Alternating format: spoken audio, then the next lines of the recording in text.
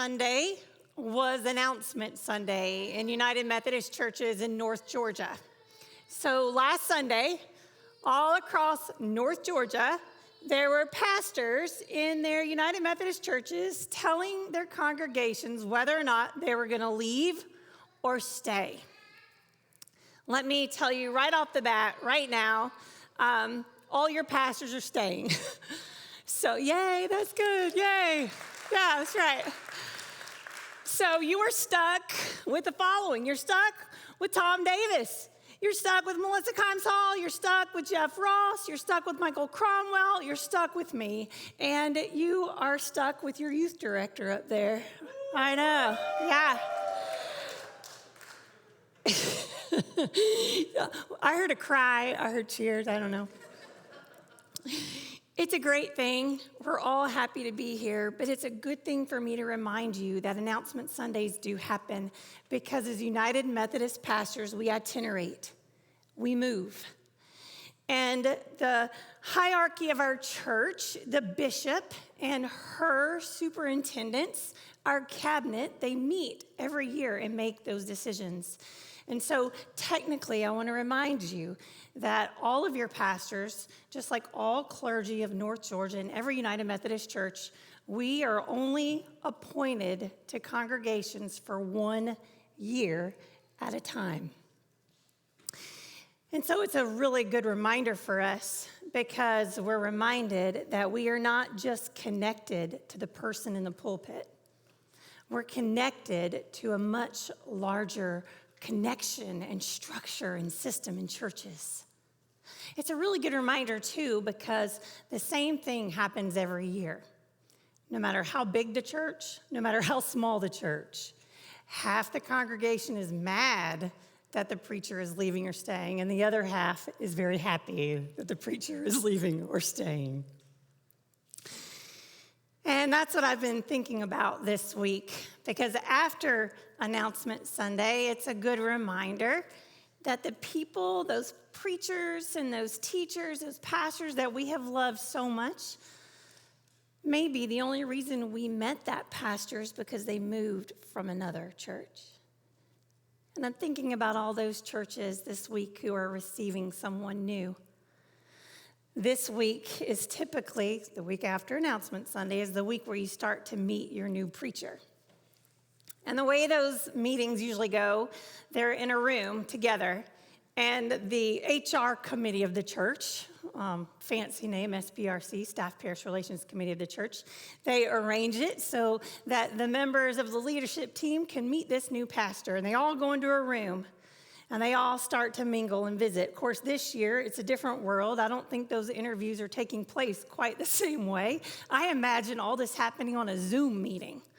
So picture that with me if you have to meet a new pastor on your Zoom meeting. And the chair of the committee, we'll name him Dennis. If there's a Dennis in the room or a Dennis watching or listening, you just may be the next chair of the SPRC. You're welcome. So Dennis sends out the Zoom link, and everybody begins to pop on the Zoom to meet the new pastor in charge. And people begin to pop in. They're like, hey, can you hear me? Hello. And you know there's always one person on the Zoom that never has it right. They're like talking, but you can't hear them. So everybody's like, come on, Martha, you're muted. Hit the mute. After all that happens and everybody's like linked up together, Dennis, the chairperson, says, oh, new pastor, we're so happy to have you. Tell us all about yourself. Where'd you go to school? What's your education? How long have you been a pastor? How many churches have you been a pastor of? And tell us, Pastor, why are you going to be so good for Christians R Us United Methodist Church? I don't know if it's the real name or not. And the pastor says, oh, I have absolutely no experience. I have no skills, no experience, never pastored a church before, and I never even have education, never went to seminary, but don't worry. God told me I was supposed to be your pastor since I was a little kid, so no worries. Don't worry about it. When do I start? Can you imagine everybody on that Zoom meeting? They're like on the side message, side text going, what in the world is the bishop thinking? Who is this person? And no, absolutely not. What in the world? This person has nothing for us. We cannot have this. I just imagine like the franticness of that. And honestly, think about that as an interview for any position in life. Like if you are interviewing a babysitter, a nanny, or an accountant, or I don't know, an airplane, airline pilot, like appliance person, like anything in the world, a teacher, is that really going to be the interview you want? Look, I got no experience, I've got no education, I've never done this before, but God told me I was going to do this, so when do I start? Job networking, that's an entire ministry that happens at our church, and the whole purpose of job networking is to help people find jobs. They meet every other week, have huge job fairs. They help people with resumes and interview skills, and I'm pretty sure that all the volunteers of Job Network will tell you that is not a good interview start.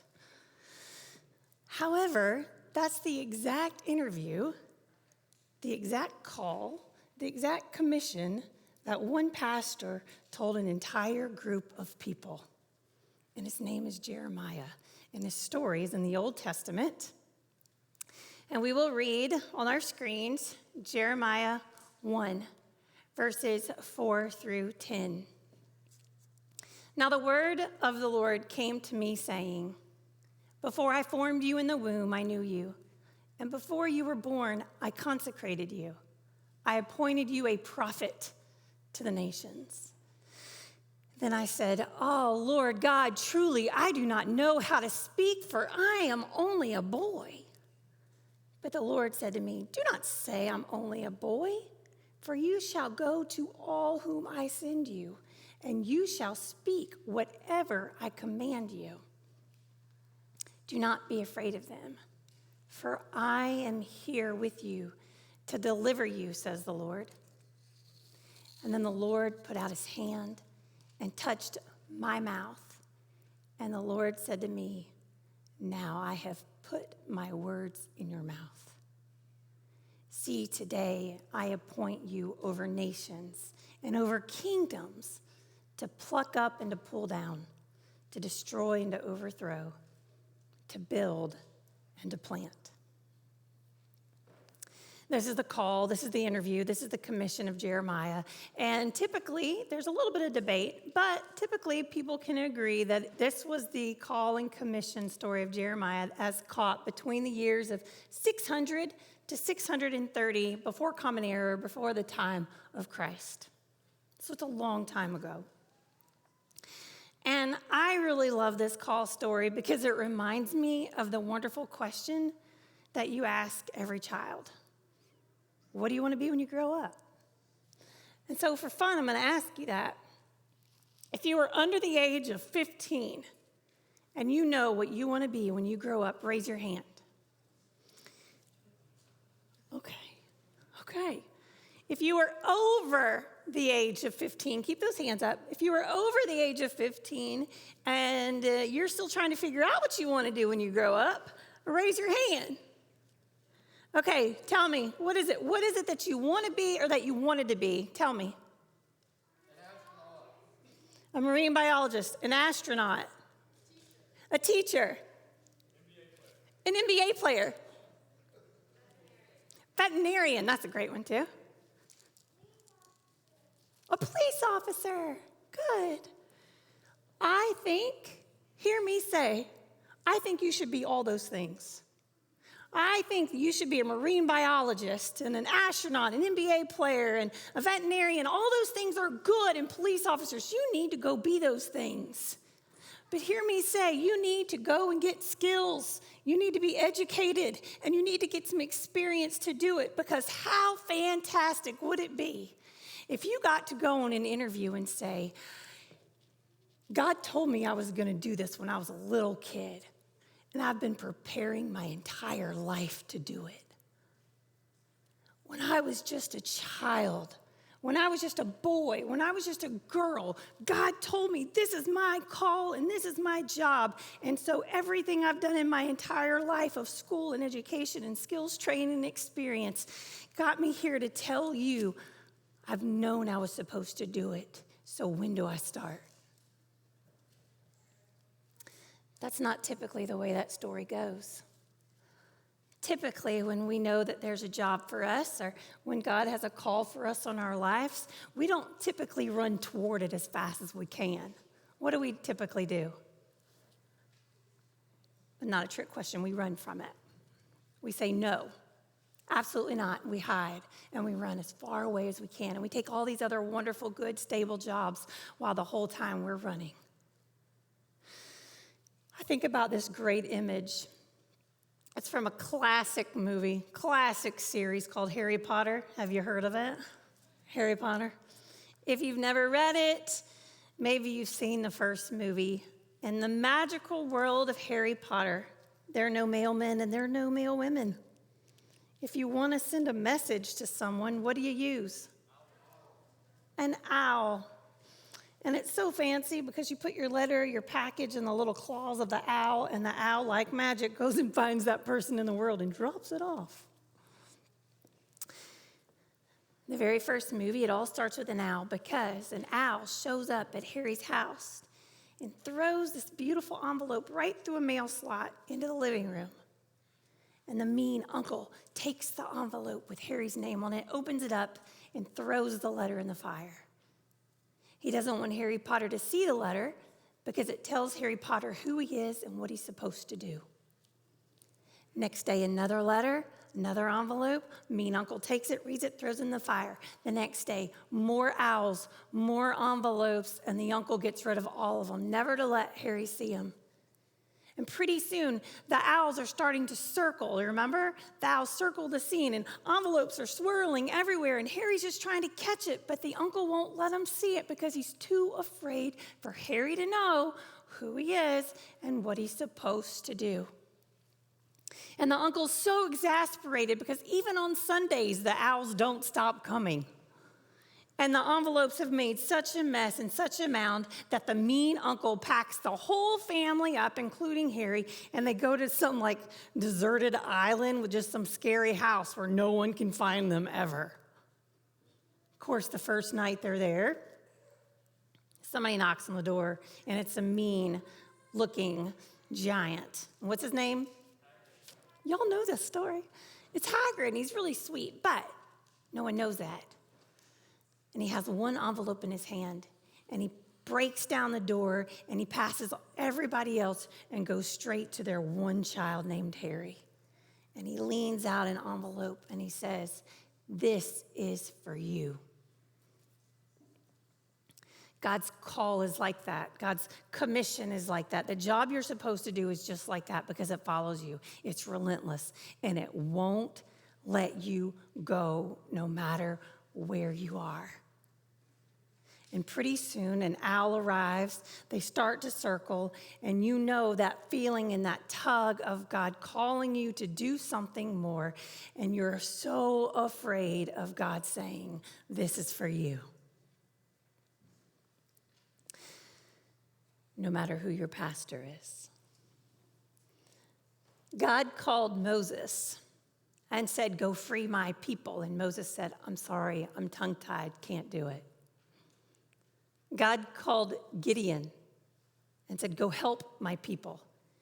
And Gideon said, "I'm sorry, I'm in the weakest tribe. I can't, I'm not strong enough." God called Ezekiel to be his prophet. And Ezekiel said, "I'm sorry, I have nothing to say." The pattern's always the same. We hear God, we know God, but we give God all the reasons why God is wrong and no. God gave Moses 3 different signs of strength to show the Pharaoh. God gave Gideon a whole sign of strength, and God gave Ezekiel a whole scroll to eat, which is pretty amazing. You should read that story. What we fail to remember is that every time God calls us, God provides for us. Every time God calls us, God provides for us. There is a job for us to do. And whether we are new in our career, or we're feeling stuck in our career, or we're feeling like we've retired from our career, there is more that God is asking us to do. And quite often, we're the only ones to do it. There's a great story about this little boy. And this little boy, he lived in the burn unit of a city hospital. And he was pretty bad. And everybody was really worried about him because he wasn't responding to any of the treatments, and he was getting worse and worse. Meanwhile, on the other side of town, there was a school teacher. And she loved being in her classroom with her children. She was a good teacher. But every day she went to work, she felt like there was something else she was supposed to be doing. There was this tug at her, this nag at her. And she ignored it. But one day she went to school and she just knew it was going to be her last time in the classroom. She said, I can't do it. I have to figure this out. And she felt that tug and that feeling the strongest when she drove by the hospital. And so one day the teacher pulled in and she walked in the hospital and she said, I'm here to volunteer. Do you have any kids that have been here a really long time? I can just help them with their schoolwork. And so they gave her a list of long-term illnesses of these children, the list of kids who had been there quite some time. And so she started with the number 1, and she went down the list. She got to the name of the little boy in the burn unit, and she went over there, and as she was checking in with the nurse's station, she could kind of see in the side of her eye this child. And as soon as she saw the child, she said, no, I can't do that. And she left the burn unit and went to the next name on the list. And this happened a few days. She would see all the kids, but she would always skip the little boy in the burn unit. Again, that nag, that tug came back. And so she finally did it.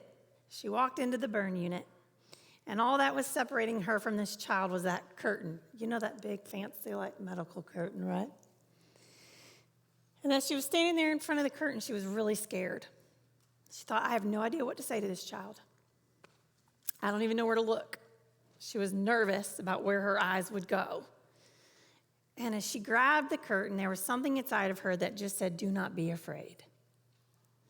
And so before she lost faith, she grabbed the curtain and she threw it open. And immediately she looked at this child and said, hi, I'm your teacher. Your school sent me to teach you nouns and verbs. And she sat down and so began a lesson on nouns and verbs. The very next day, she came back to the burn unit, but before she could get to the fancy medical curtain, a nurse got right in front of her and said, what in the world did you do to that child? Well, her heart sunk. She's like, I don't know, I'm so sorry. And the nurse said, you don't understand. She said, within an hour of you leaving, he began to get better. For the first time since he's been here, he's responding to treatments, and it happened within the hour of you leaving. Whatever you did, do it again. After a completely full recovery, the little boy said, until the teacher came, I gave up. He said, but then it occurred to me, if my school would send me a teacher to learn English, then maybe they don't think I'm going to die. I better learn my nouns and adverbs. There was a job for that teacher to do, and she was equipped to do it. There is a job for you to do, and you're equipped to do it. There is a job for this congregation to do, and this congregation is equipped to do it. I don't know the details. I don't know the nuances of your call or your job, but I know a portion of them on this Earth Day Sunday. Because ultimately, we're all called to the same thing, which is to tend to God's people. And so I read you this little bit of our job collectively this day at Chapel Roswell. We are to tend to God's people. We are to create environments that welcome hard conversations. We are to stop polluting the atmosphere with hateful words. We are to pick up those that have been thrown out. We are to weed out hate. We are to plant every color equally. And we are called to water it all so that it may all grow. So I ask you this: when do we start? Amen.